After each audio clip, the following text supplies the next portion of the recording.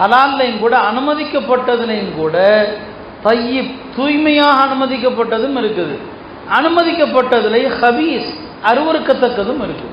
நல்லா விளங்கிங்க. அனுமதிக்கப்பட்டதை கூட எல்லாமே தூய்மை கிடையாது, பியூர் கிடையாது. சில காரியங்கள் அனுமதி இருக்கும், ஆனால் ஹபீஸாக இருக்கும். அதை மார்க்க அந்த வருமானத்தை விரும்பாது, இந்த வருமானத்தை மார்க்க விரும்புறதில்ல. அந்த மாதிரியான எத்தனையோ வருமானங்கள் இன்னைக்கு இருக்குது. ஹனஃபி மதுஹபில் இந்த ஹபீஸ் அருவருக்கத்தக்கது என்பது எதனால எல்லாம் வரலாம் அப்படிங்கிறத 3 வகையாக பிரிப்பாங்க.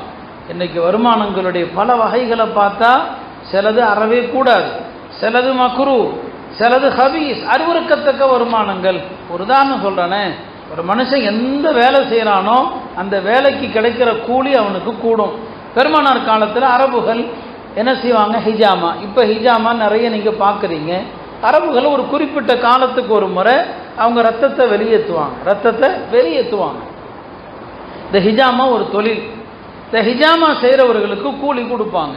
பாருங்கள், ஹிஜாமாங்கிறது ஒரு அனுமதிக்கப்பட்ட தொழில், அதுக்கு கூலி வாங்குறார். இது கூடும் தானே. நான் ஹதீஸில் என்ன வருது, உஜரத்துல் ஹஜ்ஜாமி ஹபீசம். இந்த ரத்தத்தை வெளியேற்றுற தொழில் செய்கிறார் இல்லையா, அவர் வாங்குற கூலி அசிங்கமானது. ஏங்க அசிங்கம்? அந்த தொழில் நஜிசோடையே இருக்கிற தொழில். ரத்தம் என்னங்க, அசுத்தம். ரத்தம் அசுத்தம். அவர் எந்நேரமும் அசுத்தத்துக்கு கூடவே உட்கார்ந்துருக்கிறார்ல, இது நல்ல தொழில் இல்லை, வேற தொழிலை பாரு. இதில் வரக்கூடிய வருமானம் தூய்மையானதல்ல.